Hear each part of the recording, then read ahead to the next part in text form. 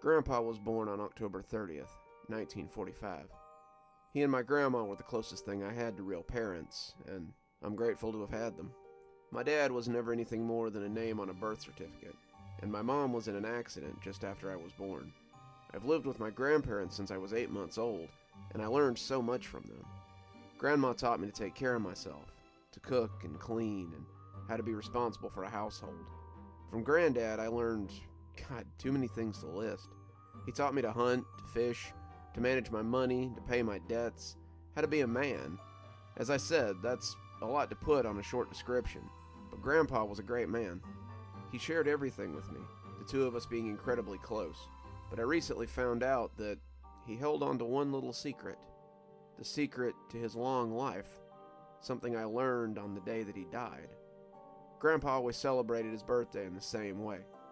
He would sit on the porch with Grandma, both of them in costume, and pass out candy to trick-or-treaters. Grandpa loved Halloween, always wore a costume, and bought the best candy for the scores of kids that came to the farm. Grandpa was known for his corn mazes, spooky decorations, and the best candy in town. I've always helped with the festivities throughout my childhood, and despite all the smiling kids and happy adults, Grandpa always had the biggest grin on his face. As the porch lights started going off, and the kids started heading home, Grandma would light the candles, and we would sing to Grandpa as he sat smiling at the small pile of candles smoldering on top of his cake. In the candlelight, his face always seemed more lined and seamed than it normally did.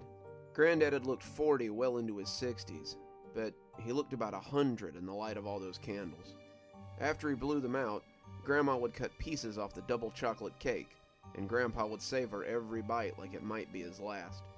I asked him about it once, and he just laughed and said that one day I'd understand. Then he'd check his watch, 9:55 on the dot, and he'd excuse himself to go set up in his music room. Calling it a music room doesn't really capture its grandeur. Grandpa, back in his day, was a country music star of sorts.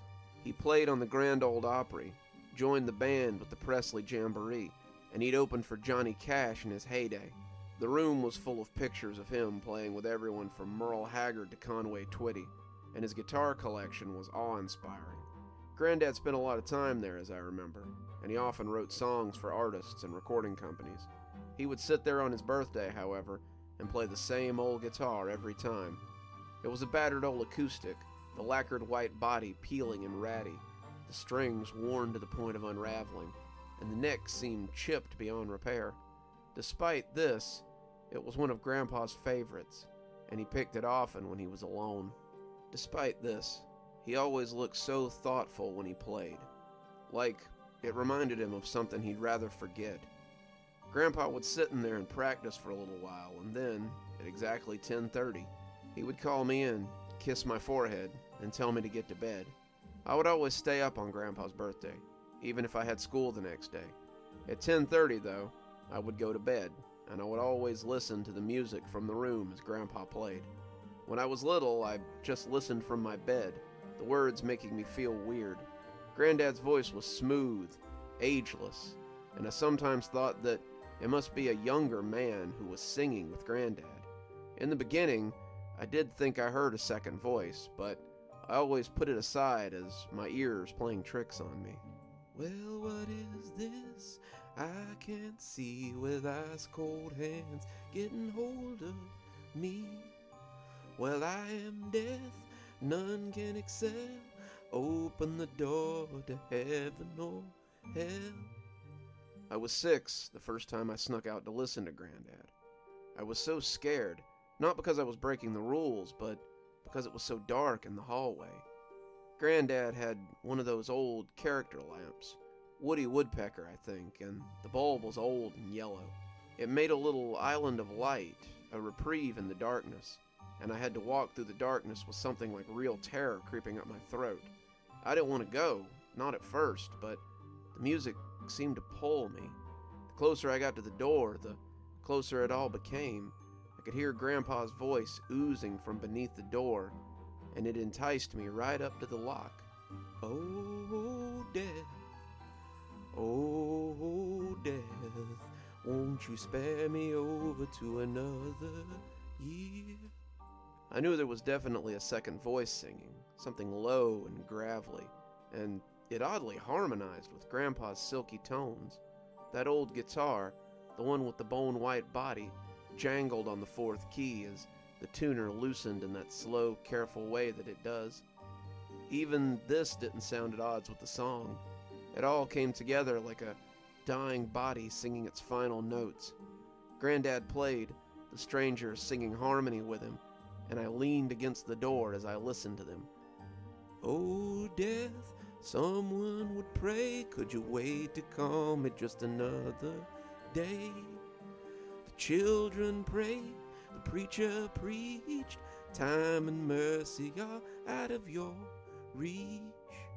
I left before the song was over, climbing into bed and covering up as Granddad finished playing and went to bed himself. I never heard his guest leave, just Grandpa sharing a few quiet words before leaving his music room and heading to bed. Even at 6, I knew that was weird, but I didn't think much of it. I was young, and my brain was involved in other matters, like Ninja Turtles and the third Mario game. I guess that was when I started paying attention to Granddad's yearly ritual. I was young, so it was only precursory at best. I noticed Granddad pass out candy, run the yearly carnival, eat his cake, and then retire to his music room. After I'd gone to bed, he would play that song, his strange guest singing along, and I would sit at the door and listen. It was always the same song, the mournful tone that made my skin prickle. The voice singing with him was part of it, I realized. But I didn't know exactly what I was hearing until much later. I just assumed that he had some friend who came over late to celebrate his birthday, with some songs and maybe a few drinks. "I'll fix your feet till you can't walk, lock your jaw so you can't talk, close your eyes so you can't see, this very hour come and go with me."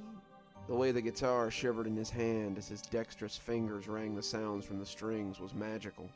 I'd seen his fingers grow thicker and thicker as the arthritis took the mobility from his hands, but it never seemed to extend to his playing.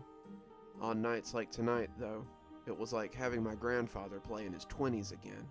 His nimble fingers playing on the aging guitar were ghostly, and I became more scared of the music than anything in the hallway. "I have come to take your soul, leave the body and leave it cold, to drop the flesh from off the frame, earth and worms will have their claim." I was 12 when I asked him about the strange jam sessions he had. I was eating eggs and grits at the table, the school bus still an hour away, and the yawn that interrupted my eating made Grandpa chuckle as he entered the kitchen. "Stay up too late reading your funny books again?" Grandpa asked, shaking out his newspaper. He'd been awake since the sun's edges graced the sky, and his hands were already gray with soil. Granddad's father had been a farmer, just like his father before him. Granddad had kept the tradition alive, despite not needing to. Granddad hadn't been foolish with his money like some of his contemporaries had been.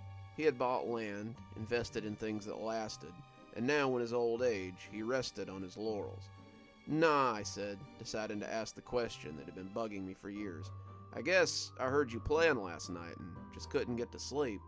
Grandpa hummed from behind his paper, but I could tell that the question was something he was considering. It was November 1st, and Grandpa had gone through his usual routine last night, complete with jam session.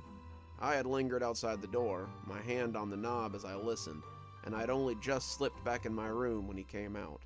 The whole time he played, I had thought about just throwing the door open and seeing who was singing with him, but the idea seemed tantamount to walking in on Gramps while he was in the shower.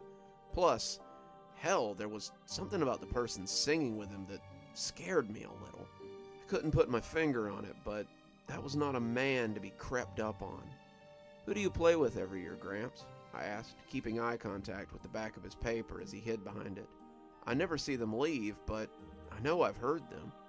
Grandpa was quiet for a little while, long enough for me to think that he wouldn't answer. "It's an old friend, kiddo." It took a few more bites as I waited for him to elaborate, but he didn't.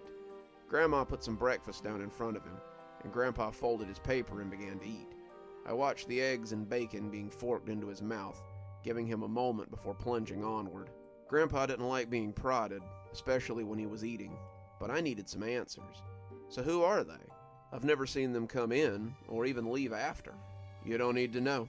It's none of your business, kiddo, so don't be nosy. My curiosity was piqued, but Grandpa had made it pretty clear that the subject was closed. It wouldn't do any good to argue once his mind was made up either, but that wouldn't stop me from continuing my investigation. I asked Grandma about it, but she wouldn't tell me much either. It's something your grandpa's done since he was young. He told me after we were married that it was something he had to do once a year and that I couldn't bother him while he was doing it. The consequences would be dire, is all he would say when I asked him why. When I asked her why he did it at night, she told me that Grandpa had said that he was born at night. He was born at 10:46 on Halloween. He says that has something to do with it, but he's never told me more than that, and I've never asked. Your grandfather is a heck of a man, but business is business. You might not like what you find if you go poking around either, kiddo. I didn't fully understand at 12, but it made me hungry to know more. Oh, death, whoa, death, won't you spare me over till another year? I spent the next 10 years crouching outside the door, listening to the song. I'd learned the song, it was an old one, and Grandpa played it better than anyone I'd ever heard. Grandpa played it as though he was busking to buy daily bread. He put his heart and soul into every word, which somehow changed the words. It was something I looked forward to every year, and part of the reason I asked Grandpa to teach me how to play in the first place. My mother came to my bed, placed a cold towel upon my head. My head is warm, my feet are cold, death's a moving upon my soul. Grandpa was thrilled when I asked him to teach me. I was 13 and I wanted to know how to make music like him. He told me not to get too ahead of myself, but agreed to teach me after school. He was pretty clear that my schooling had to come first, but he was more than happy to teach me the chords and some techniques. We practiced after school every day, Grandpa taking me through the basics with ease. I took to it pretty quick, Grandpa saying I must have gotten the knack from him, and pretty soon I was playing the usual teenage standbys. Grandpa rolled his eyes as I played Wonderwall and Chop Suey, playing along as I powered through Bridge Over Troubled Waters or House of the Rising Sun. Grandpa taught me some of the old shit-kicking tunes he used to cut his teeth on at the honky-tonks, and soon I was playing along with most of what he threw at me. It wasn't until I picked at the first few chords to the song I'd heard him play on his birthday that he covered my hand and stopped me. Not that song, kid. Never play that song. That song is... I only play that song once a year, and never until then. Oh, death, how you treating me. Closed my eyes so I can't see. Well, you're hurting my body, you make me cold. You run my life right out of my soul. Grandpa and I played every chance we got, and as the years proceeded, I found I liked playing music with him. I always played for fun, though. I never made it more than something to impress girls at a bonfire or wow my friends at the talent show. By 16, I knew what I wanted to do with my life. Music was fun, but I loved discovering how things worked. Machines were my passion, but I loved taking anything apart and discovering how it functioned. Granddad supported my plans to go to college after high school, and for graduation, he presented me with a beautiful acoustic guitar. So you don't forget to have fun while you're working your ass off, kiddo. Oh, death, consider my age. Please don't take me at this stage. My wealth is all at your command. If only you'll move your ice-cold hand. Tonight, Grandpa celebrated his 75th birthday in the same way he always did. He dressed as Old MacDonald, Grandma as Mrs. MacDonald, in a long flowery dress, and they handed out candy to cowboys and aliens and various superheroes. I've been living with them while I attend college, and as the kids left and the floodlights went out for the night, I slid the comically large cow head off and joined my grandparents on the porch. Grandma had a double chocolate cake, alight with 75 burning candles. As we ate our cake, I couldn't help but notice that Grandpa looked a little different tonight. Not sad, but speculative, like this might be the last piece of Grandma's cake he ever ate. When I got up to take my plate to the kitchen, Grandpa put a hand on my arm and asked Grandma if she would mind taking my plate too. She said not a bit, and took all 3 plates to the kitchen so she could wash up. Grandpa looked at me, his face asking the question before his mouth, and it was the question I'd been waiting to hear my whole life. Would you like to come and play with me tonight? I was speechless. How long had I waited for just that very thing? I nodded at him and followed him to the music room with excitement and apprehension. I was finally going to get to meet Grandpa's mysterious guest, the one I'd heard singing for so many years. I remembered the way that touching the doorknob had made me feel, and wondered if I could even play in his presence. Oh, the young, the rich, the poor, all alike to me you know. No wealth, no land, silver or gold, nothing satisfies but your soul. He was waiting for us when we came into the studio. He was, well, there was no way to describe him. He was tall, not height-wise, but more long than tall, I guess. His fingers were especially long, and I wondered if he played guitar too. He was dressed in white, his pristine suit complete with a bolo tie, and his hat was a tall 10-gallon that made him look like a rancher on a western. His face gave me the willies, though. He looked like someone had stretched a very believable flesh mask over a cow skull. The bones in his cheeks poked out oddly. His ears were long and curved in strange ways. His eyes were hollow, like a skull, and looking at him made me a little ill. Who was this guy? How did he know my granddad? He must be important if Granddad would spend his birthday evening with him every year. Ah, Ramon. Good to see you. Azzy, Granddad said, taking his guitar off the wall. Long time no see. 365 days to be exact.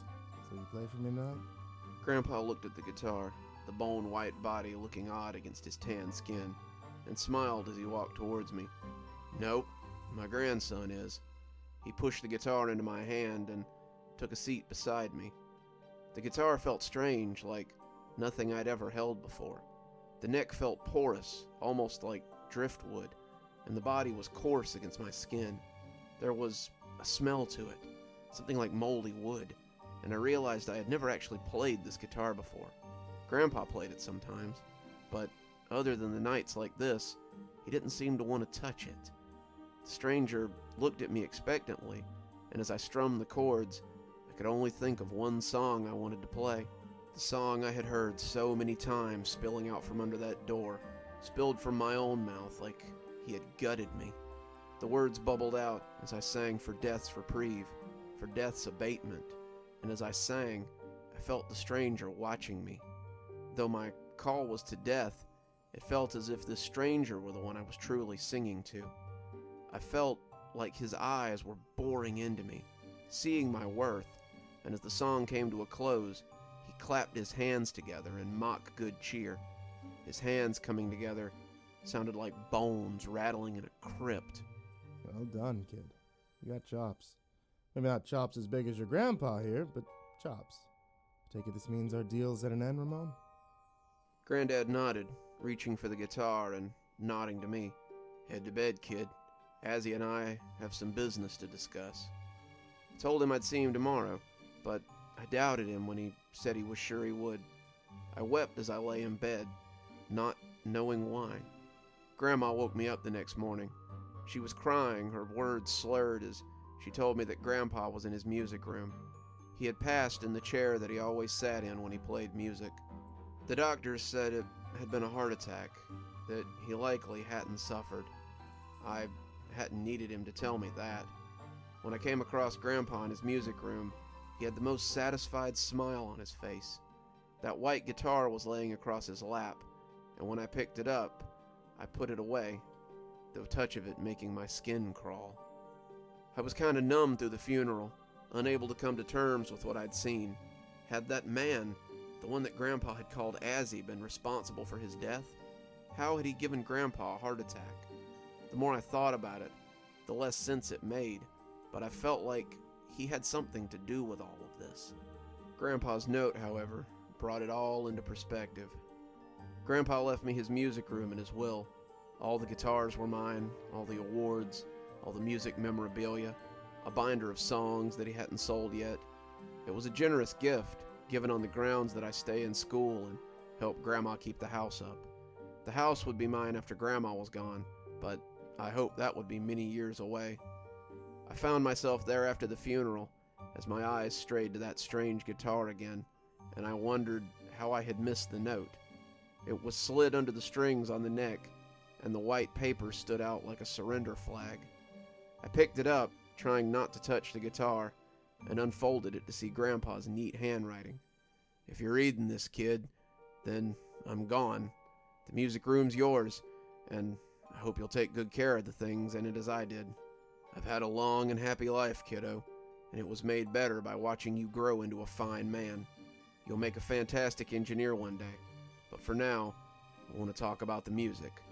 I've been playing and singing since I could walk, but it wasn't until Azzy saw me at the Bent Spoon one night that I really got my break. I saw him watching me as I played. How could you miss him, even in a crowd?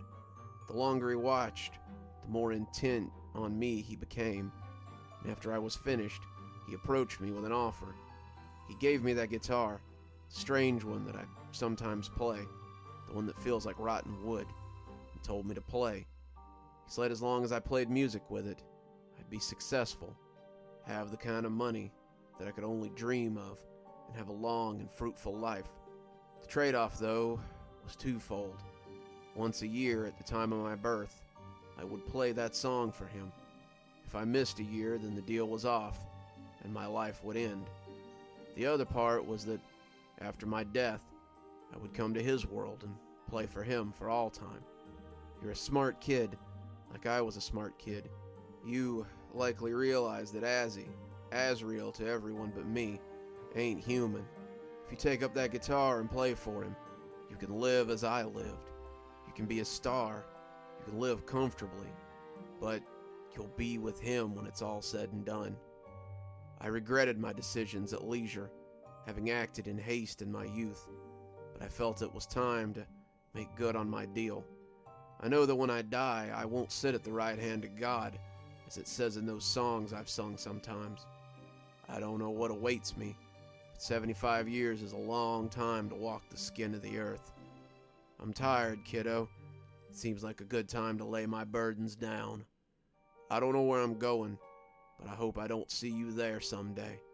Tell Melinda I love her, and watch over her until God calls her home. I won't tell you not to take up the guitar, but if you do, I feel like you should know the consequences. I love you, kiddo. Have a great life. Love, Grandpa." That was 5 years ago. Grandma passed away before I graduated college, but I became the engineer that I always wanted to be. I've got a great job. I'm seeing an amazing woman that I mean to propose to next month, and I've made my grandpa's home my own. I still sit in my grandpa's music room sometimes, though, strum a few chords or play something we played together. The white guitar hasn't moved since I put it on the wall the day that Grandpa died, and I don't intend to ever take it down again. Sometimes, though, I get the itch to pick it up and play it, especially on my birthday at around 3 o'clock in the afternoon. I don't think it or its owner will be content with Wonderwall or House of the Rising Sun, though. No, I think it wants something older, something blacker, and I think the bargain will be for something harder to pin down than time or wealth. I may not want to, but I fear that someday I'll take up Grandpa's guitar, and the bargain will be the same as it was for him so many years ago. I fear that one day I'll trade my soul to death so he might spare me over till another year.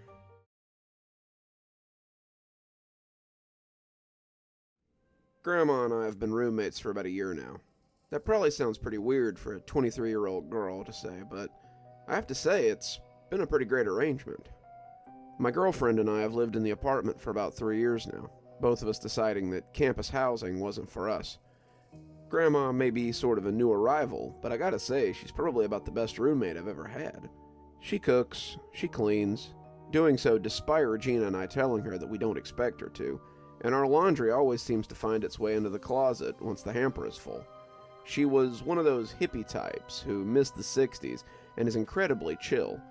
I don't know many other grandmothers who like to sit on the back porch at night with us and have a beer and smoke a bowl. She doesn't judge me for what most people over 50 would consider an unnatural relationship either, which means the world to Regina and I. She told my girlfriend many times that she considers her a second granddaughter, and the people in the community tell me how cool it is to have someone like my grandma in our lives. Most nights, while we sit on the porch, having a beer or two and passing around some stuff that's not strictly legal here, Grandma would tell us how this reminds her of how she and her friends acted when they were young. My friends and I would sit on the veranda and drink wine sometimes. The nights in Greece are warm, and we used to just sit in our shifts and tease the boys when they came by. It was a marvelous time to grow up. The war was a distant memory, at least for those of us who were young, and life was full of possibilities. Grandma grew up in Greece, missing the end of the war by 3 years, and she often talked lovingly about her time there. She was never very clear about where she grew up, but it must have been near the water because many of her stories involved she and her friends swimming or going to the beach with boys they fancied. She'd met Grandpa at 17, him studying abroad and her waiting tables in a cafe. She said it had been love at first sight, and he'd asked her to marry him once his time in Greece was over. He brought me back to California with him, and to me, it was the grandest place in all the world. She often told us stories from when she was young, and Regina and I usually found ourselves laughing at the antics of her younger self. She and her friends had sounded less like a group of young girls and more like a group of street toughs. Grandma told us how they had done everything from teasing boys into fighting to stealing a scooter and fleeing from the police. If it hadn't been for Great Aunt Sophie and Uncle Martin, Grandma might have been a full-fledged criminal instead of a sometimes rapscallion. They had all been happy stories, at least until tonight. Regina had come home from work, and I could tell that something was off right away. Regina's in nursing school and often has to work in the ER as part of her studies. They pay them for their time, of course, but it's expected that students will pursue jobs in the medical field so they can gain experience. Regina is usually full of stories about how she helped clear the airway of a baby, or how she got a patient to tell her that the prescription drug they had taken was more recreational than they'd let on. Grandma and I had already started our little revel without her, and she took the beer I handed her with a shaky hand. I watched her sip it for a few seconds, hands jittering, before finally asking her what had happened. They brought in a lady today. She'd been stabbed over 12 times, and they said she had no pulse. They wheeled her in on a gurney and asked if I'd notify the morgue that they had a Jane Doe to go back. I nodded. Not your first dead body, babe. Regina shook her head. I turned to get the phone, the paramedics walking away for a moment as a call came in over the radio, and when I turned back, the woman had sat up. It was a little scary, but I thought it was just gas in the corpse or something. I turned back to the phone, and then the gurney started creaking as she climbed off. She went walking up the hall like a ghost in her sheet, and when I started screaming, the paramedics came back in a hurry. It seemed funny to me, a lady in a sheet shuffling up the hallway towards freedom, but I guess it was a little different when you were living it. Turns out she had a very weak pulse, and when she'd come in, she'd attempted to run.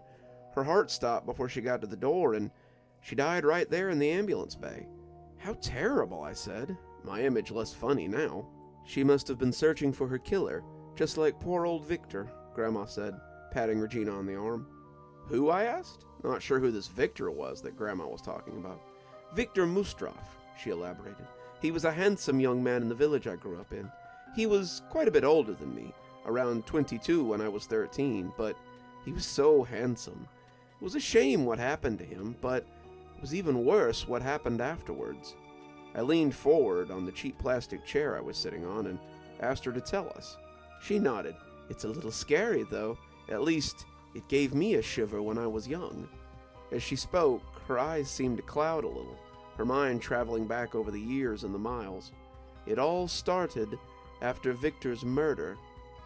They didn't realize it was a murder right away, of course. Poor old Victor was a carpenter, he and his brother Isaac. The two worked for his father, Marcus, but it was pretty clear who Marcus favored. Victor was set to take over his father's operation when his father grew too old to work, and Victor had let this and his charm go to his head. He was vain, we all knew it, but he was charming too, and his vanity was really no big deal. He dated many girls in the village, and my friends and I were even taken with him. Then, one day, he went missing. We all searched for him, the whole town coming together to look for a favored son. Isaac came with us, saying that his brother had left the job site after saying he had to go do something. We searched the woods and the hills and everywhere around the village, but we couldn't find his car or Victor. He was simply gone. A week went by with no sign of him, but most of us just assumed he had taken after some woman from out of town. Victor was prone to that sort of behavior, but this was the longest he had ever been gone. Isaac went right on working, like his older brother wasn't just gone. Marcus, however, was inconsolable. We saw him many evenings sitting on the porch, sot drunk and weeping openly. Isaac would often be trying to console him, but Marcus wanted nothing from that one. My friends and I changed sides of the street when we walked past Marcus's house, not wanting to get drawn into their arguments. Then, one night, someone said they saw something strange. I heard it around the market first. It was an older woman, someone's grandmother, who said they had been walking home when they encountered someone they thought was Victor. He was staggering on a badly twisted leg, kicking up dust from the cobbles with every shaky step. His clothes, however, looked like the kind of garments a dandy might wear. His vest was filthy. His pants left a trail of water when he walked. I called his name, thinking he might have been in an accident, and when he turned around, I thought for certain I would faint. The hair was wet and lank, the curtains seeming to spin in slow motion, and then I could see the weeping crater that was his face. He had no eyes, no nose, no mouth, and the holes where they had been did little but gurgle and wheeze. I screamed, turning away in my fright to clutch the edge of the fountain, and when I looked back, it was gone.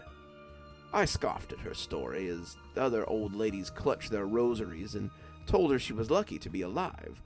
Old women often made things up like this, I thought in my youthful wisdom, and went back to shopping.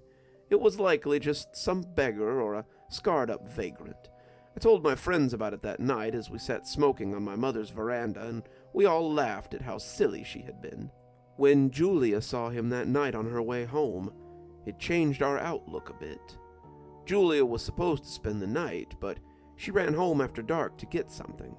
She was gone for a little while, longer than I had thought she would be, and when she came back, she was out of breath and sweating, close to hyperventilating. It took us quite a while to calm her down, but finally she told us that she had seen the man from the old woman's story. It was just like she said, she gasped, her face fearful as she recalled it. I was going home to get my records, and when I came to the plaza near the fountain, I heard a weird dragging sound. He came out of an alley, and I turned to see his smushed face looking straight at me. I ran as fast as I could, but it seemed that no matter where I went, he was limping close by. Finally, I hid in the market until he shambled away, but I was terrified that he would find me. We consoled her, trying to keep her quiet so that she didn't disturb my parents with such talk, and eventually she went to sleep as her fear began to ebb. The strange, shambling man was all anyone could talk about in the coming days. People saw him walking through the streets, shambling along as though looking for someone. He would always be gone whenever a group came to see him, but the longer it lasted, the more people started traveling in groups. There was a lot of speculation about who it was and what they were after, and some people thought it might be Victor. Chief among them was Miss Treda, a woman believed to be a Strega. She claimed that Victor was seeking his killer and wanted to find his body so that they could use cruentation to find him. She had conducted things like this before, offering to help the police if they would let her display the body, but she had been turned down many times. Cruentation was something old that she believed in, and it seemed to associate guilt with the blood coming from a dead body, when the murderer touched it. No one really believed in it anymore. It was an ancient practice. And besides, how would you collect everyone up to touch the body? Our town was home to hundreds, and collecting them all would be quite an effort. Most people rolled their eyes at Miss Trada, but I think a lot of them secretly believed that the shambling specter was Victor. When it broke into Marcus's house and scared him half to death, many more people thought it might also be Victor. A few people whispered in the market the next day that the spirit had come after Marcus, and there were some rumblings about checking if he was the murderer. Miss Trada had started offering money to anyone who could find Victor's body. Some young men had started roving the streets at night to see if they could follow the specter back to his place of rest, but it seemed to avoid them as easily as it avoided the constables that hunted for it. This went on for several weeks, and it was very exciting times. People sat and made up wild rumors about the stranger and what it wanted, and my friends and I were no exception. Then one night it all came to an end. I remember being woken up by someone screaming. Our house wasn't too far from Isaac's house, and when I went to my window I could see the corpse as it carried him through the streets.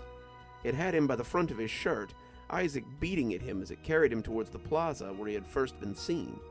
Others were looking out their windows, watching the grim procession as it made its way through the streets.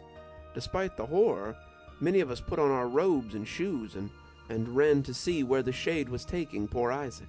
As he came into the plaza, it was hard for the crowd to ignore the blood that was oozing from him, his pores excreting this thick and tarish juice. Miss Trada, standing amongst the crowd by then, didn't have to tell them what that meant. Isaac had already begun confessing his sin again and again for all to hear. Upon hearing him confess, it was as though the shade folded in on itself. He collapsed, dropping Isaac and laying dead on the cobbles of the plaza. The constables arrested him immediately, and I watched him beg for forgiveness as they hung him 3 months later. His lawyer drug out the proceedings, claiming that evidence provided by a corpse was not the modern justice that he was about, but the number of people who had heard him confess in the plaza was inarguable. Isaac himself pled guilty, despite his lawyer pleading for him to be silent, and he refused to leave jail until he was led to the gallows. I heard he told people that Victor's shade visited his window every night, and he was afraid to leave the jail, fearing it might come after him. 100 people saw Victor's corpse bleed that night, 100 or more at least, and they all lived in fear of the shade for nearly a month. That was thankfully the only time I saw a corpse walk. Regina and I looked at each other, both of us trying to see if the other really believed her. As I lay here now, Regina snoring thinly beside me, I can say that, whether I believe or not, it's a story that'll follow me for quite some time. When my parents told me I was going to be sent to take care of my great-grandfather, I was very hesitant. My great-grandfather, Iman Franger, celebrated his 110th birthday in December. Not that anyone had been invited to his party. Actually, there had been no party, because my great-grandfather was a shut-in.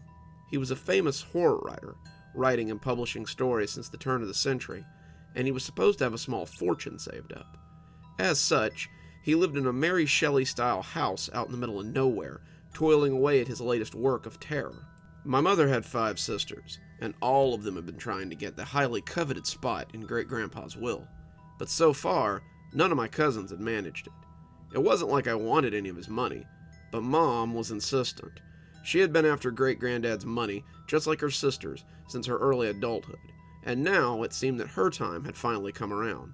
Since all my other cousins had struck out, this seemed to be her chance. She told me to go and spend the summer, and maybe some of the fall with him, and see how things worked out. Bring some of your writings with you. Maybe that'll get you in good with the old man.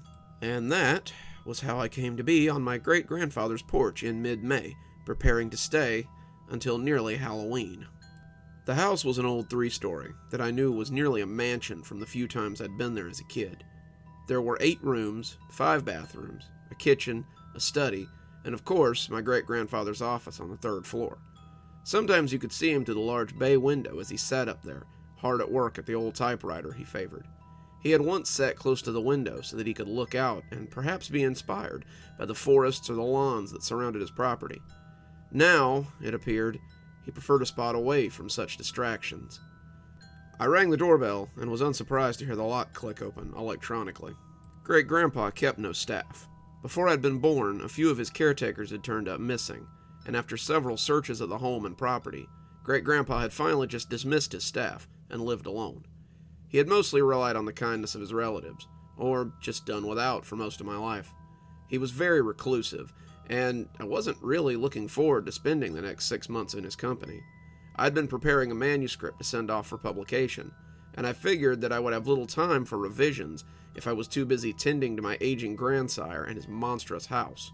Looking back on it now, I see that I really had no idea what was in store for me. The house had a musty look to it, like some old Gothic construction from one of great-grandfather's novels. I don't know if this was intentional, but it gave the place a very uncared-for look. I had to wonder what my cousin Leslie had actually done here when he stayed for 8 months last year. The floors were dusty, the drapes in the kitchen were growing a fine crop of mold from a leaky window, and the whole place just had a very dank smell about it. Given the house's age, this was no surprise. The house was well over 100 years old, and had been both my great-grandfather and my grandfather's ancestral home. Now, it was little more than a hulking relic that sat waiting for my great-grandfather to die so some construction company could turn it into a strip mall. A speaker crackled in the foyer, and the buzzing sound made me jump a foot. "Don't just stand around counting the silver. Come up to my study. I have orders for you." Even at 110, it sounded as though he hadn't lost the steel in his voice. So I climbed up the 3 flights of stairs, wondering how my great-grandfather made it up and down these stairs every day. He must come down to eat, I reflected. He hadn't had anyone to help him since Leslie had left 6 months ago. As my young, sturdy legs made the climb up the creaky old boards, I reflected that I was nearly winded as I came to the 2nd-floor landing. I would soon become quite intimate with those steps in the months to come, though. My grandfather sat in the topmost room, a room that had once been the attic. The 2nd set of stairs had been built just for him, and they were steeper than the original set by far. As I came up the stairs, I could see my grandfather's desk and the battered old wing-back chair he had owned since I was a child. The desk and the chair sat in profile, and it was like a scene from a movie. The camera would start a slow pan in and mount the stairs, and the audience would see the back of the red upholstered chair and hear the clicking of the keys. He sat hunkered there like a gargoyle, arthritic fingers tapping away at the keys of his old battered typewriter. The sound was skeletal somehow, like bones against ivory. He kept right on clocking away as I stood a respectful distance behind his chair, not wanting to get off on the wrong foot with this ancient writer that I must share quarters with for the next few months. The attic room was the size of a normal studio apartment and appeared almost Spartan in its furnishings. There was a bed, small and neat, several sagging old bookcases that looked equally as infected with mold, a rug that stretched from the landing to his dark mahogany desk, which sat ever facing into the corner. He had once faced it towards the large picturesque window that looked over his property, but now it looked only into the corner, as though someone had put my ancient grandsire in time out. "I understand that you are to be my new caretaker." I jumped a little, the clicking leading me to believe that he would go right on ignoring me for a little while longer. His voice was creaky, raspy from lack of use. I expected to see dust puff out from behind the chair, and when he turned, I decided that my expectations hadn't been far off. To call my great-grandfather ancient would have missed the mark. The man was shrunken to the point of elvishness. He could not have been more than 4 feet tall, and his arms and legs looked shrunken and childlike. His arms were held out in front of him, hands held down at the wrists in a way that made me wonder how much it must hurt him to ride on. His legs hung an inch above the floor as he sat in that monstrous chair, and I remember thinking that he looked like a child sitting in his father's seat. The image was more grotesque than humorous, however. "You should know that I have high expectations for my helpers. I give no special treatment for family members. Your life here will be hard, but focus on the silver lining. You might just manage to acquire that oh-so-coveted spot in my will that my children and my children's children and now my children's children's children seem so incapable of garnering. Anything is possible, I suppose." And when he shrugged his shoulders, I imagined that I could hear them grind together. Listening to him talk was like watching a particularly talented bit of ventriloquism. His accent was plummy, cultured, and far too deep for the child-sized creature residing in that throne. I expected someone to poke their head out from the back of the chair any minute now, and laugh, saying how they had gotten me, when we both ended up staring at each other for the next few seconds, and no grand revelation was revealed. He went on. He told me about his meal schedule first. He ate breakfast at 5, lunch at 11, and dinner at 6. He subsided almost entirely on Campbell's soup, of which he had a large supply in the pantry. There were 7 different flavors of soup, one for each day of the week, and every month there was a number I would call to have more delivered. He told me that I could make a list of food I wanted as well, and that they would be delivering it to the house with the order. "Just keep the bill under $500 a month," he droned. "I would like to remain in funds until I die." He bathed every night at 7. While he assured me that he didn't need help bathing, he would need help getting to the bathroom, into the tub, out of the tub, and back to his room. I was to put him in the tub and then leave until summoned again. He would be fully dressed again, and when I arrived, I would help him back to his room. His schedule, other than that, seemed to be writing. He wrote sometimes for 18 or 19 hours a day, and would often write well into the night if the mood took him. He rarely slept, he told me, and I would likely find him napping in his chair if I needed something early in the morning. He slept most often between 2 a.m. and 5 a.m. I was not to disturb him or make any noise between those hours whatsoever. "When you're my age, you find you just don't need to sleep as much as normal people. But I won't have the little that I do get disturbed by your needless clatter." My duties, other than feeding and bath time, were my own. I would like the house swept once a week, the windows opened once a week to air out the dust, the drapes taken down and washed once a month. I have a sneaking suspicion that feckless cousin of yours didn't accomplish any of these things, so it's likely a mess down there. I do not own a TV, nor do I have internet. There is a phone in the kitchen that you may use if you should need to, and while I do have electricity, I expect you to turn the lights off behind yourself. I seem to recall that your cousin Winifred racked up a $400 power bill while staying here, and I ejected her for it. So long as you follow my rules and keep the house, I suspect I will ignore you for your stay here, and you will have no hardships. He dismissed me after that, and thus began my time in my great-grandfather's house, a time I would come, in later years, to regret undertaking. It first began with the typing. My grandsire hadn't lied. He wrote 18 or 19 hours a day, and the keys of his typewriter were loud. You could hear him typing away from anywhere in the house, and the noise became a constant background drone. Using my hotspot on my phone, I was able to get some writing done, and my proofreading was coming along very well. It was slow, and the signal out here was poor at best, but I plucked away at it as dutiful as I could, despite the distracting sound of all that clacking. The sound almost seemed to scuttle, worming its way into your ears like phantom fingers as you sat trying to concentrate. I tried playing music, I tried using earbuds, but no matter how high the volume, the sound seemed to clatter against my senses like a badly played piano. I began to become rather sympathetic for a certain Poe character, having my own telltale heart clattering at all hours of the night. On sunny days, I would even take my laptop out onto the lawn and get some work done. Though it defied all logic, I imagined that I could hear that typewriter, even on the porch, or on the way to the mailbox down the lane, easily a half-mile from the house. I know how it sounds, but I also know what I heard, and it invaded not just my waking hours, but my resting hours as well. That's also how the dreams started. Sometimes I would dream that it was me sitting in that big old chair, typing away for hours on end as the words just came sliding up the paper. In my dream, the paper was never ending. It simply rolled on and on as it came out of the typewriter. The words rose like a tree in the forest before my very eyes. My fingers would clack endlessly on the keyboard, my young, strong digits becoming withered like great-grandfathers as I typed my life away. I was always in front of that big bay window as I worked, watching the fireflies out in the woods as they frolicked. Sometimes, though, I would catch a glimpse of myself in the mirrored glass and jolt awake as my great-grandfather's face looked back at me. Then there was the whispering. The whispering had likely been there from the start, but I didn't pick up on it for several weeks. Great-grandpa didn't own a vacuum, so I was stuck sweeping the floors and taking the drapes outside to beat them with a broom. Fortunately for me, carpets were not all the rage at the turn of the century, and Great-grandpa had hardwood floors throughout. I was sweeping the second floor when I heard a spidery whisper coming from the stairs at the end of the hallway. It was nearly unintelligible, the voice the thinnest of whispers, but my great-grandfather was unable to match it in his response. "I won't. You can't make me. You don't even know if he could take my place.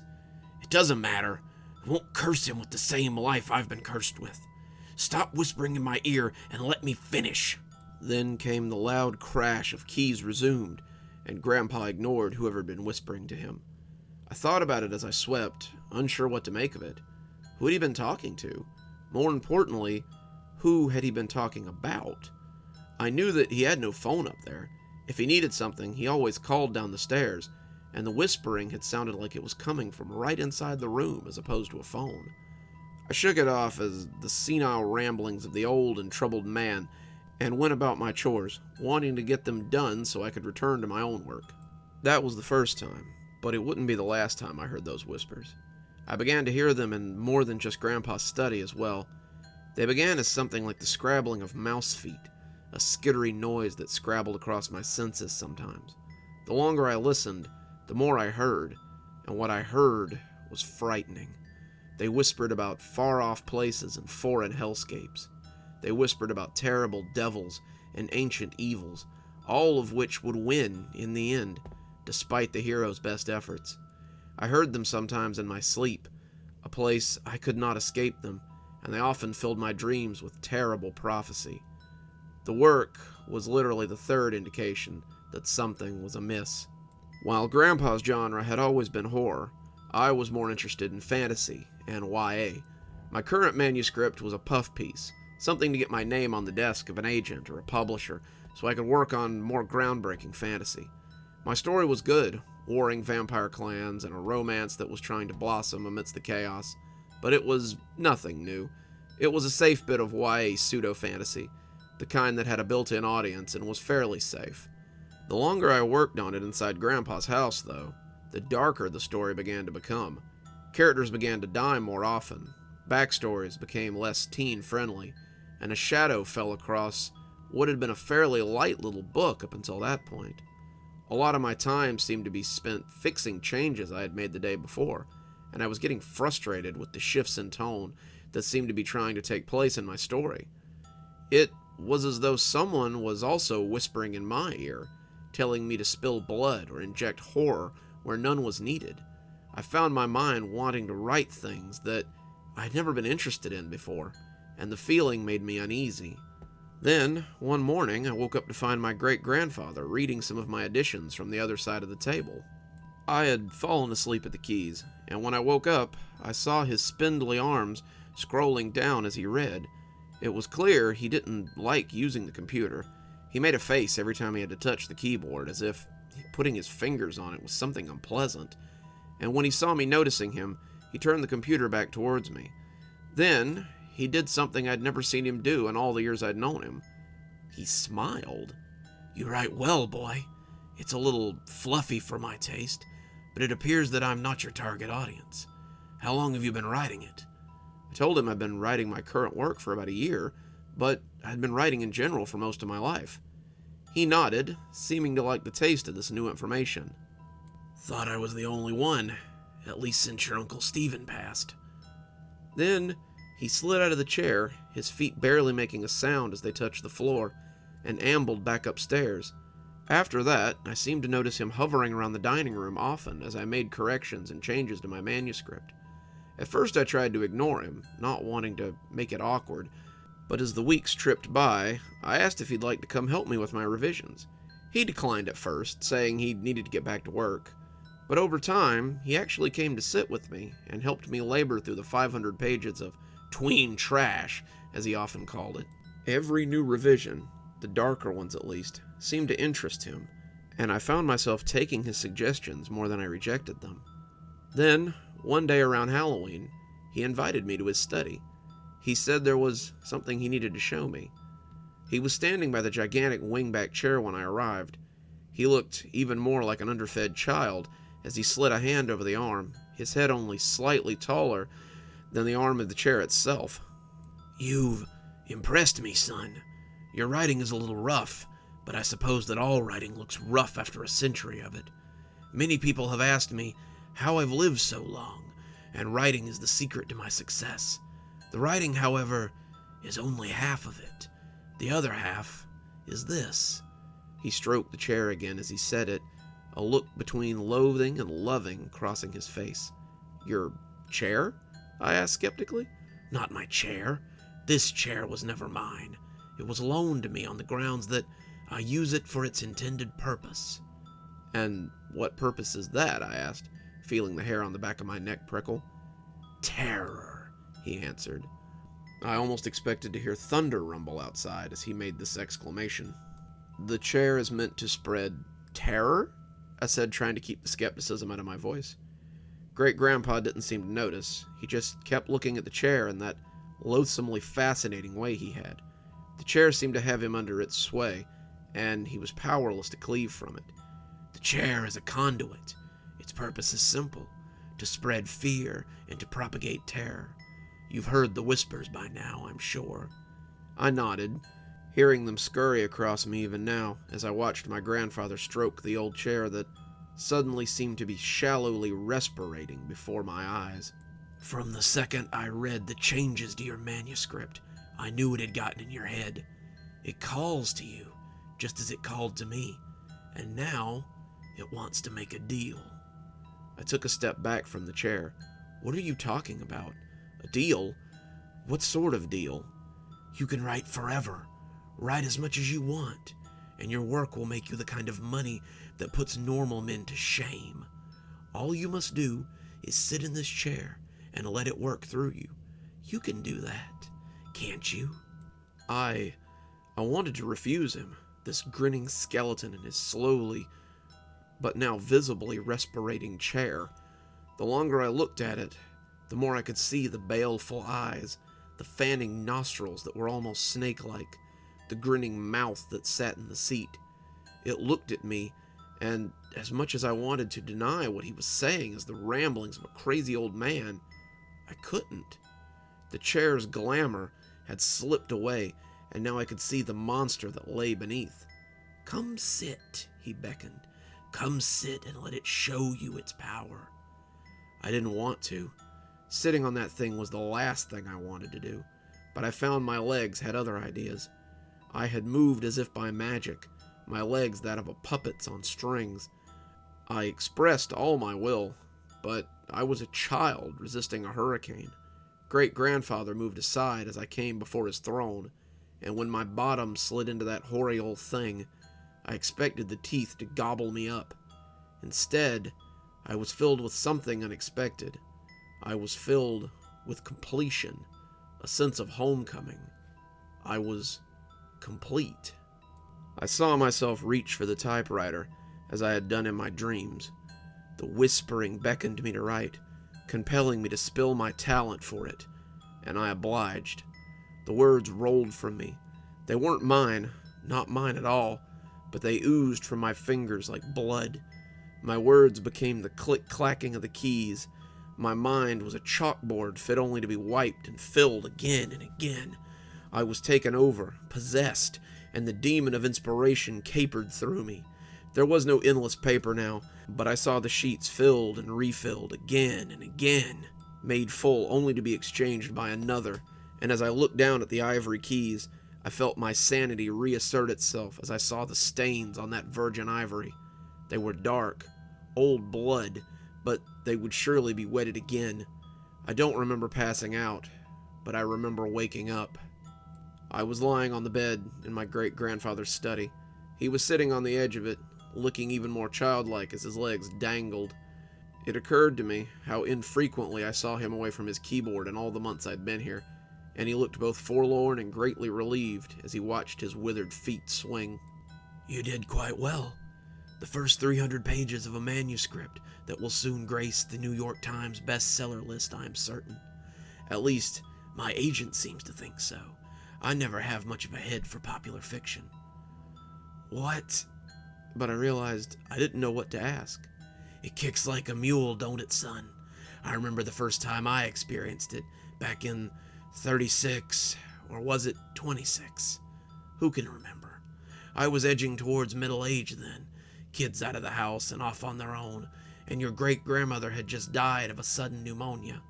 I was alone in this mausoleum, sure that I had maybe one book in me, but unsure of how to coax it out. The man I bought the chair from showed up out of nowhere, showed up as if I had summoned him, and said he had just what I was looking for. Then he showed me this ghastly hulk you see crouching over there, and I was highly skeptical. My eyebrows slid up even more when he said that it had already been paid for. He got a dreamy look on his face, as though his mind was casting back through time. He told me that all I had to do was write, just write, and the chair would do the rest. He told me that the chair would take my writing into heights that no one had ever dared hope, and all I had to do was shake his hand. When I sat down to begin, the man tipped his hat and grinned like an imp. I never looked back. At first, it was thrilling, churning out stories, books, whole series over the course of years. I was detailing my legacy at a breakneck speed. I was like a dragon, looking up to see decades pass by as I sat before my window. His dreamy look became melancholy then, his toes flapping bonelessly as his legs rose and fell like lunatic jackstraws. This is my legacy, boy. This is the inheritance that all my children and all my grandchildren and all my great-grandchildren have struggled for. The money, the house, the land, none of it matters. My inheritance is that chair and that typewriter and a legacy of stunning horror. It is a mantle, and if you chose not to take it up, I would understand. But, and I know from experience, if you don't take it up, you'll drive yourself crazy thinking about what could have been. You'll wonder if the success you have couldn't have been greater, if the joy you felt could not have been more, and if your years upon the earth could not have been better spent. He looked at me then with such naked hope that I realized what it would mean if I took this burden from him. He would die, but it seemed he was ready to die. His legacy would be mine. The paper would say that the talent ran in the family, and it would continue to run until I passed it on or fell to dust. In the end, I can't even say that I did what I did to save my great-grandfather from his continued suffering. In the end, I did it because he was right. If I didn't do it, I would always wonder what if. He extended his hand to me. The papers are signed and sitting on my desk. The house, the land, it's all yours. Everything. And everything that comes with it, he emphasized. I'm proud to say that my hand didn't shake as I took his. On the third pump of his arm, my great-grandfather turned to dust, and I was left to sit and watch him scatter across the place he loved so much. Then I took my place in the mouth of that great beast and began to write. I would continue to do so for a very long time. It's been so long since I watched my grandsire dissolve before my eyes. In that time, I've been the most prolific horror writer of my age. I've built up money like some old dragon, sitting on my wealth as I hunker on my hill. Sometimes my relatives come to see me, but most times they don't. My own mother refused to talk to me after her great-grandfather left everything to me in his will, but I hardly noticed. She died a few years ago, or was it a few decades? I didn't attend the funeral. Being away from my work for too long makes the whispers less quiet. I travel some, as my grandfather must have done in the beginning, but I never stay away for long. The stories must be told, the conduit must be maintained, and I must remain the keeper of this black lighthouse. It takes a toll, though, to be certain. I understand why my great-grandfather slept so little. If I cannot continue to expel this darkness, it pools inside me, and the vivid nightmares often bring me screaming back to reality. The bags under my eyes have become luggage, and yesterday I glanced up into the window and thought I'd seen a ghost. The old man that looked out from it was withered and sunken, and I thought that Great-Grandpa's ghost had returned to torment me. I see now why Great-Grandfather moved into the corner after a time. I'm not entirely alone, though. My cousins have gone on to have children of their own, and sometimes they send them to me, as I was once sent. One of them, a girl named Katie, is on her way now. I've heard that Katie is a rather prolific poet, and said to be quite talented. We shall see what the chair makes of her. Who knows? Perhaps I might be allowed to stop too before long, and bask in the comfortable blackness that awaits me as well.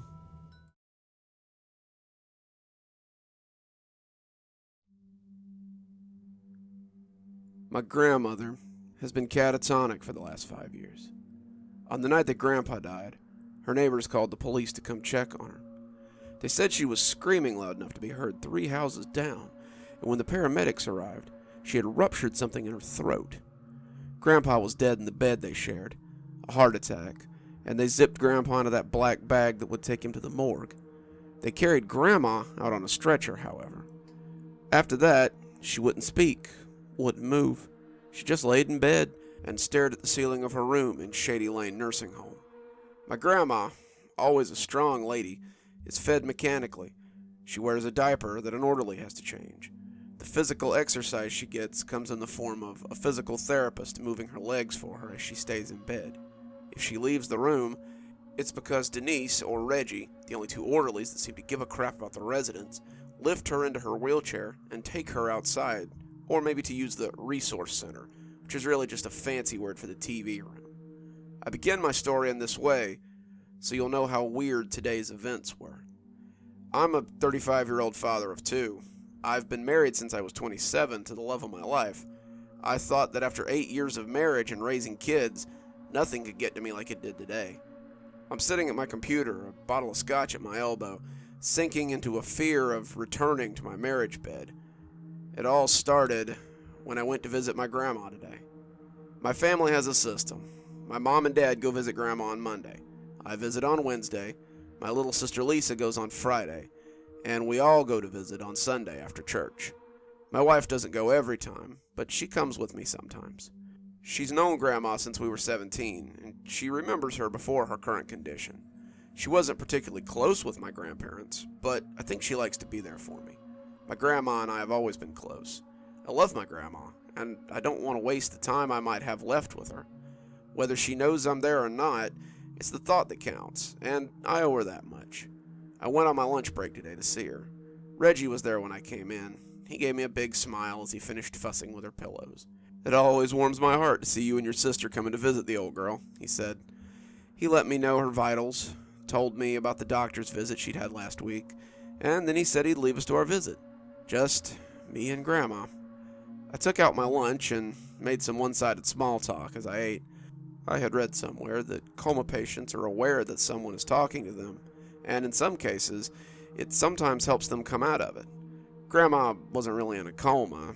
No one really knew what was going on with her, but I like to think that maybe one day she'd come out of it and thank me for all the lovely visits. She'd say that it was my voice that had kept her going all those years. I'm pretty sure my sister just played on her phone the whole time she was there, and I'd feel like I'd helped Grandma in some way, while she was going through some troubled times. Be careful what you wish for, I guess. I was just telling Grandma about a client I had helped at work when she suddenly inhaled sharply and exhaled in a rattling, skeletal way. I paused, my hand still holding hers as it always did, and was about to get Reggie. Suddenly, the hand tightened spasmodically, and she made another of those rattling breaths, her eyes rolling wildly. She was like a frightened horse looking for an escape, and though it was the middle of the day, I felt a cold chill run through me as she shuddered and gasped in pure terror. "His hands, the hands of the dead," she breathed out. I pushed back suddenly, letting go of her clenching hand. Grandma, are you? Oh, listen to me. I don't have much time, Bug." She was awake. Her face was pale and thin, her hands little more than fleshy claws, but she was awake. She was looking at me in that way that people look at fire exits and infernos, and as I tried to get up, she reached out again and took my hand in her cold, damp embrace. I wanted to get Reggie. Reggie would know what to do, but the naked want on her face held me in place. I knew I wasn't going anywhere. She'd called me Bug. That had always been her nickname for me, and when she said it, I realized how much I had wanted to hear her say it again. "Please, Bug, I need to tell you what he said. You need to know." She was frantic, almost pleading, and my knees sent me down without thinking. This is what she told me. They had been in bed together when it had happened. They were both at that advanced age where laying together was just that. The two were in bed, sleeping, just being with each other, when Granddad had suddenly woken her up. His arms had been around her, her back against his front. I knew from familiarity that this was how they'd slept since they'd been married since they were 17. The position was natural as sleep itself to them. His shuddering had woken her up. His hands were grasping at me. His fingers were together like a pair of mittens, and he was opening and closing like a slow, painful machine. His mouth was against my ear, and his breath was raspy and panting. He sounded like he'd been running, and as he bucked around, I knew he was having another heart attack. Your granddad's health hadn't been good for a while, but as I tried to break free of his arms, he held me tight and leaned his mouth in close. "No, Ellie, don't go, please. I'm scared. I'm scared." He said it, and God help me, he sounded terrified. "Don't be scared, Roy," I told him. "You'll be okay. I'll call Dr. Stevens, and I can't see, Ellie." That's what he said to me. "I can't see. They say you see the light or hear a voice, but I can't see anything, Ellie. It's all just black. All just black. I can't see his face or hear his voice." He gripped me then, hard, and I felt his nails through my nightshirt as he did it. His heart attack was bad, and I was terrified that he wouldn't come through this time. I tried to break free. I tried to get loose, but his arms were so rigid that I couldn't get away. The whole time he's just panting and telling me how there's nothing there, and it's all just blackness, and he knows there's nothing there. He kept right on repeating it, even as his voice went on and on, until finally it just went out, and then he leaned in close until his lips were right at my ear, and he breathed out one final time. That was the first time I screamed. I screamed because I was in the arms of a dead man. He was gone, Bug. He'd breathed his last, and that was that, but now I was caught in his last embrace. Her voice took on a tenuous, hysterical sound, and I remember thinking that somewhere a machine must be going off. Somewhere telemetry must be telling someone how her heart was racing along much too fast. Someone somewhere must be on their way with a crash cart or a doctor or a shot to calm her, because in this room she was close to hysterics. I wanted to get that shot. As many times as I'd prayed to God to hear her speak again, I wanted to see that man come through the door with that shot so she could slip off again. As much as I wanted her back, I knew that this was not okay. At that moment, I just wanted her catatonic again. I wanted this jittery, hysterical creature out of pain. I pulled at his hand, those long hands that would take mine sometimes, and they were hard as stone. They locked in death, and now I could not separate them. His weight was a stone around me, and I was afraid, Bug. I was afraid that I'd never get loose, that they'd find us both dead right there, him of a heart attack, and me of just plain old starvation. Her voice broke, and when she closed her hurting green eyes, I saw the tears spilling out of them. I had to break his fingers. They sounded like dry twigs when they crack in the fire, and after I'd broken 4 of them, I almost had his hands apart. That's when he came back. She whispered this as though he might hear her. Her words made my blood run cold. He'd been dead for 5 minutes, Bug. His chest was close enough that I could feel nothing beating, but all of a sudden, his arms tightened around me, and he screamed in my ear like a wolf in a trap. He pulled me hard against him.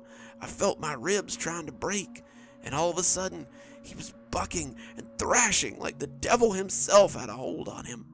It burns, Ellie, he just kept screaming and screaming into my ear. And when I finally thrust his hands apart, I rolled out of bed and got as far as I could. That's where they found me. They found me in the corner. They found me screaming. I don't know what was burning him, but I saw his last few minutes before he went out again. He writhed, he screamed, and he died in agony. What kind of place could make a man scream like that? I thought to myself, I don't ever want to go to that place. What kind of place could it be? What kind of place? What kind of place? What kind of place? She just kept right on, mumbling that phrase again and again and again until I couldn't take it anymore. I got up and ran out as fast as I could. I never looked back. I don't know what I'll do next time I have to see her. I didn't go back to work. I called my boss and told him I wasn't feeling well and needed to go home. He let me. He's a good guy. When I called Reggie later that afternoon, he told me that she was right as rain, as usual. When he'd given her her meds that afternoon, she was still lying in bed, staring at the ceiling as always. He never hinted at any change in the telemetry, never said a word about abnormal vitals, just told me how much he knew it meant to her that I came to visit. Now, I'm sitting at my computer and I don't know what to do. I've been sitting here for about an hour, contemplating how I'll get on with the rest of my life, knowing my grandfather's agony and my grandmother's terror at the end of his life. I've been contemplating how I'll climb in bed with my own wife tonight, a problem that seems to be more here and now. You see, the thought of her wrapping her arms around me, placing her chest against my back, it makes me want to shudder right out of my skin. What would I do if she woke up in the throes of a heart attack? What would I do if she whispered those same hopeless words into my ear as she died? What would I do if I found myself trapped in my own dying love's last embrace?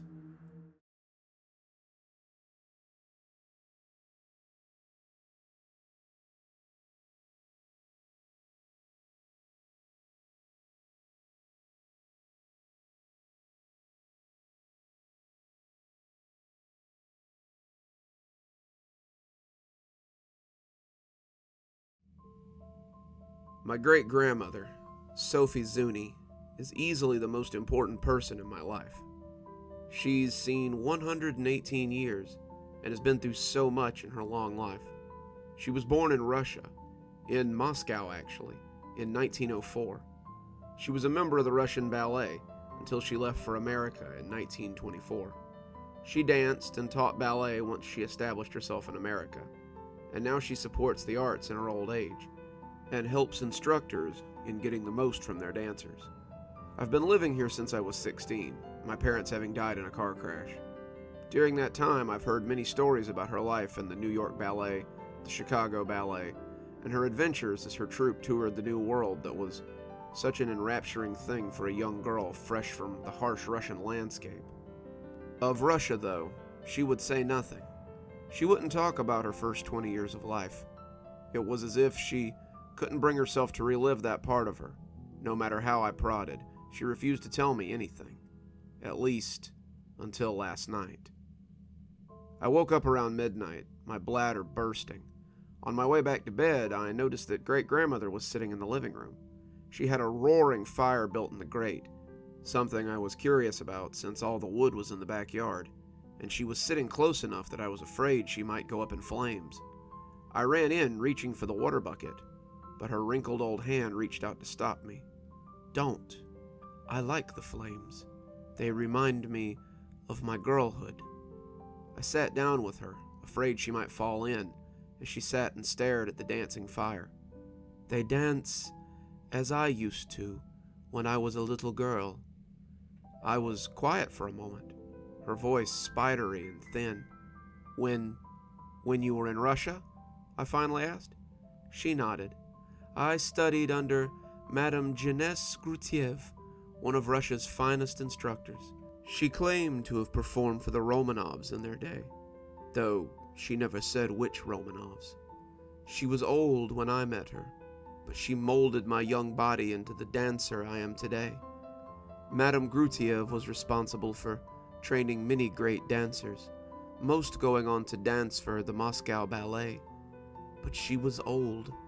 People wanted younger dancers to teach their children, teachers who could still demonstrate the techniques without falling on their palsied backsides. My mother was no fool, though. She had been trained by Madame Grutiev and wanted her daughter to receive the same training. I went on to dance for her troupe for 16 years, eventually becoming a teacher in her studio. They called me Lady Zuni when I took the stage. I was the darling of the ballet in my season, and my star seemed on the rise. She paused then, her eyes drinking in the flames as she stared it down, until the fire. She began to tell me her story, and as I watched the flames dancing in her glassy eyes, it seemed like I could see the movie of her life playing out just for me. The studio had a legacy of excellence, but that brought us very little money. Madame Grutiev owed money to some very bad people who didn't like unsettled debts. They had offered trades for more time, wanting her girls for the usual things that brutes want a young girl for, but Madame Grutiev protected us from them. But these were not the sort of men to be balked. They blocked us from getting work, and Madame Grutiev was getting desperate. She was still making money from the lessons she taught, but her students were also becoming less and less. Some of it was the men she owed money to, but some of it was her age. Parents appreciated a teacher who could demonstrate their craft, and Madame Grutiev was old. Her legs were gouty and unsteady, and her gait was even then not so good. My friend Louise and I did most of the teaching, but we were losing girls to other troops. With these men blocking us from getting work, we had little money to pay the rent on the studio, let alone her debt. But life offers opportunities sometimes, cruel as they may be.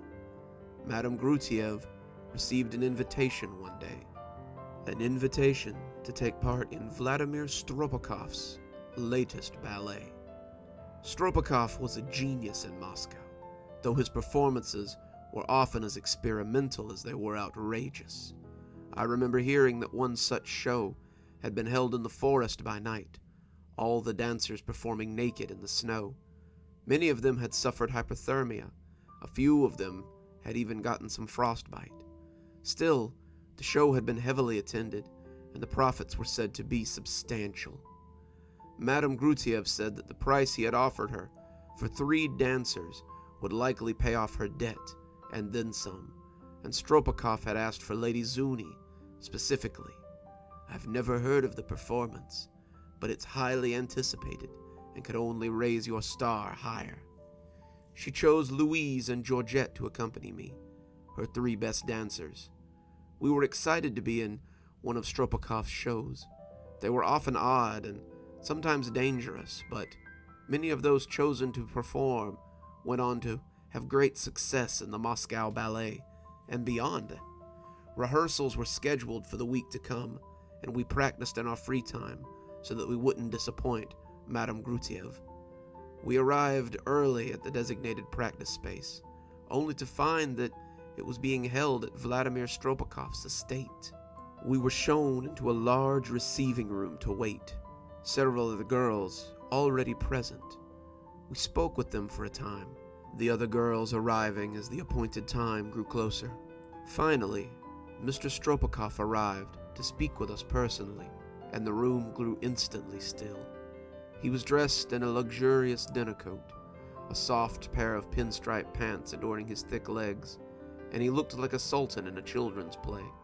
His caliph-like slippers were pointed, elvish in their design and softness, and he seemed to exude charm and affluence. I am glad that so many of you have come to join my little production. I have called 30 of you here, but will only retain 15. 15 of the best will take part in my production of Moths Aflame. I look forward to seeing what all of you bring to the table, especially the enchanting Lady Zuni.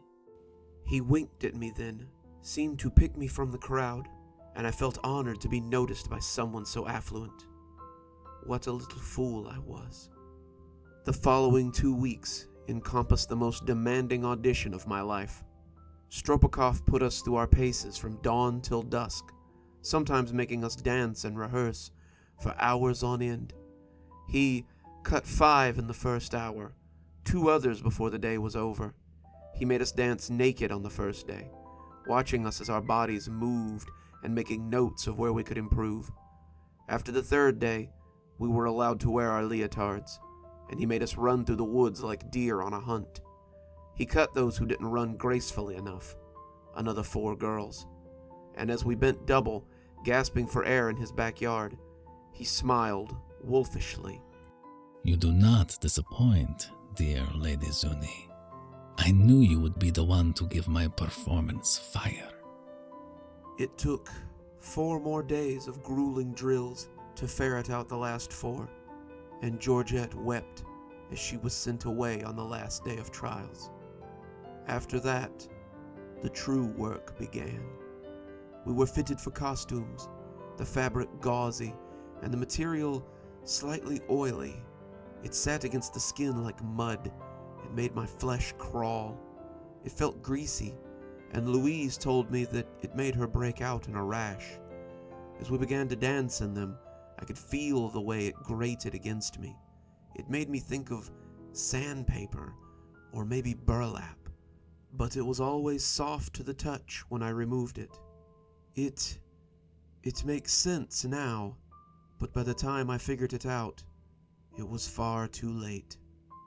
We practiced and rehearsed for the next month, Stropikov's critical eye always upon us.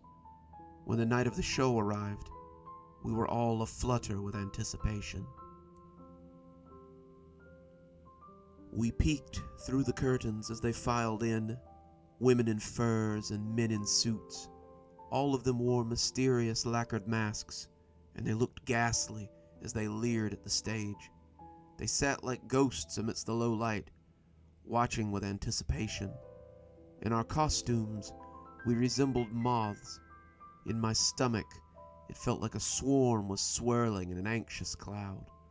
I felt like it was my first time on stage again, and I had to remind myself that this was no different than any other performance. When Stropikov called to us, we gathered for final instruction. Good luck tonight, my beauties. Tonight's show promises to be the highlight of the season. I am certain that all of your stars will shine brightly this evening.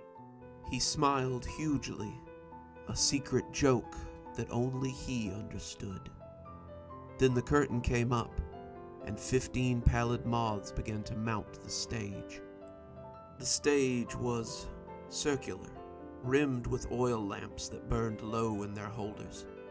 Above us, something hung like a grand chandelier, and as we took our positions, I saw it slowly descend over the top of us. One of the girls, I cannot remember her name, gasped and started to shake as the great something seemed ready to smash us flat.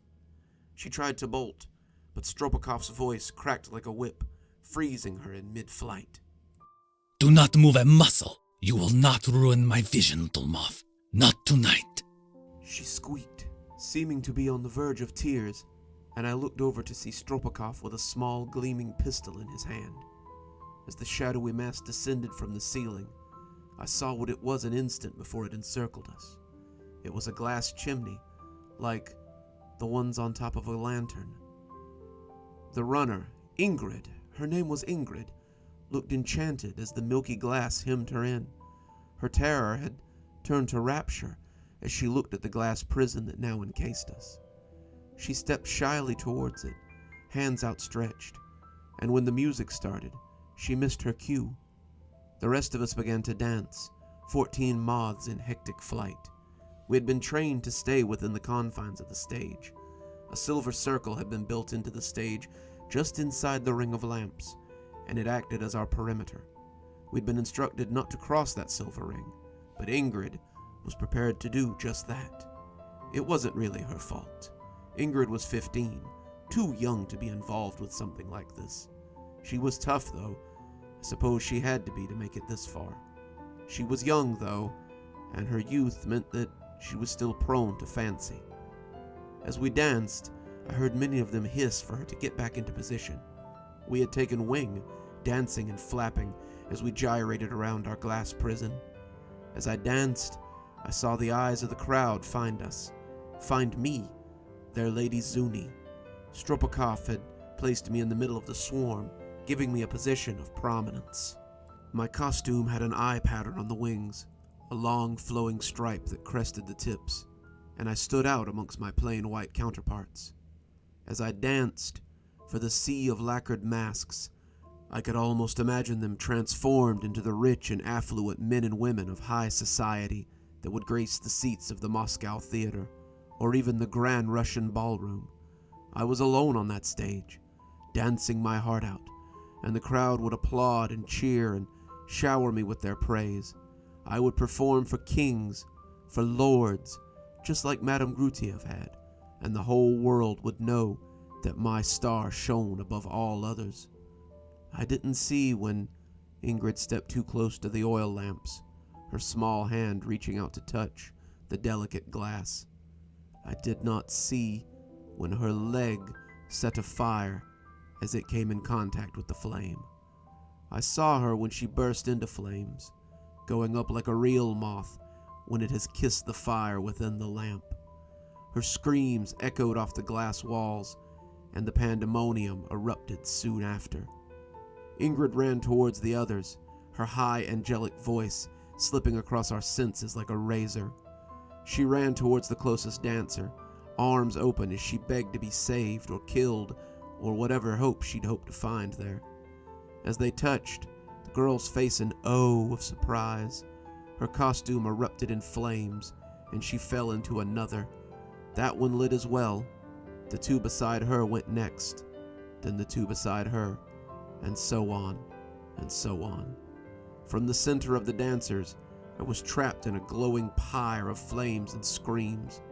It was chaos, girls running and beating at the glass, some still twirling and dancing drunkenly as they burned. I expected the glass to rise. I expected the crowd to come to our aid. But as I watched, I knew this was what they had been waiting for. They were all on their feet now, clapping and cheering as though this were the finest performance they'd ever seen. Stropikov came from backstage, and the applause reached a fever pitch as he raised his hands magnanimously. Thank you, thank you. Any sacrifice for the sake of art. Any sacrifice for the sake of art! They were on their feet, their cheers and applause inaudible from inside the dome. They cheered as we died, and I felt certain that this would be the end of me. As the smoke and stench surrounded me, I saw someone in their midst who did not belong. He was tall, taller than a man had any right to be, draped in a ratty black suit and gloves that hung in rags from his two thin fingers. It seemed like I could hear his clapping above the others, the only one I could hear clearly, and as his hands came together one last climactic time, he lifted one of them to his mask. It was different from the others, a grinning fool done in red and black, and as it came away, I saw an equally happy skull beneath. The black eye sockets seemed to wink at me, and the bright white skull grinned merrily.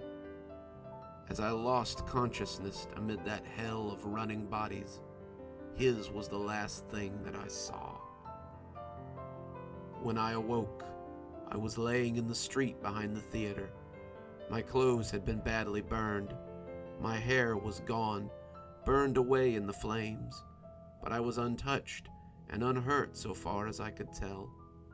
Several of Stropokov's assistants were moving the bodies from the theater, putting them in the alley behind, and the blackened corpses made me realize how lucky I had been.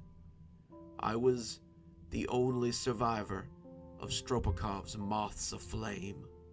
He was never convicted of the 14 girls he burned alive. I know that Madame Grutiev was paid handsomely for her dancers, and I can only assume that the other studios who put forth girls were equally compensated. Before you say that this could not be, that no one would possibly fail to notice 14 missing girls in a city like Moscow, you should remember that this was Russia in the early 20s. World War I had only ended a few years ago, and people disappeared every day. Disappearances were still something not wholly uncommon there. Russia was a hard place to live, even in places like Moscow. People left for better things. People died in strange and horrifying ways. I certainly left when all of this was over. It was not so uncommon to find bodies in the canals and back alleys. I went to Madame Grutiev's studio. When she saw me, she wept. I had no idea he would do such a thing. How was I to know what a monster he was?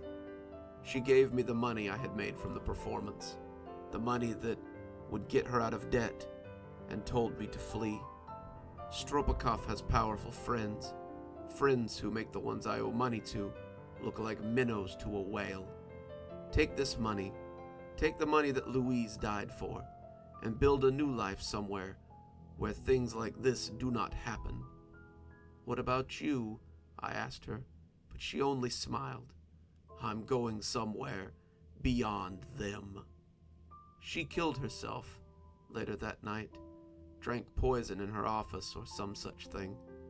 Georgette found her the next day, but I was on my way elsewhere by then. She found me years later and wrote to tell me these things. She mourned us, those dead and those gone, and told me she still ran the studio where Madame had always loved to be. Stropokov continued to produce shows until 1955. A group of men came to get him after one of his performances, killed 8 girls, and burned a field of wheat to cinder. I think they were probably madder about the wheat than the girls, but they hung him from a nearby tree in the field, and it was too quick for the likes of him, if you ask me. I never danced under Madame Zuni again. She died in Moscow, in the fire that killed so many. We sat there in the ensuing silence, the crackling fire, the only sound other than the shallow respirations of me and my great-grandmother. Did you ever see him again? No, she said, but I never forgot that grinning apparition or the clear regard he had for me. I attribute my long life to that night. I stood before death, and he tipped his head to me. When I see him again, I want him to see that I was worthy of his regard. The two of us sat looking at the fire for quite some time, my sleep forgotten as I watched the cinders dance, becoming ghost moths before my very eyes.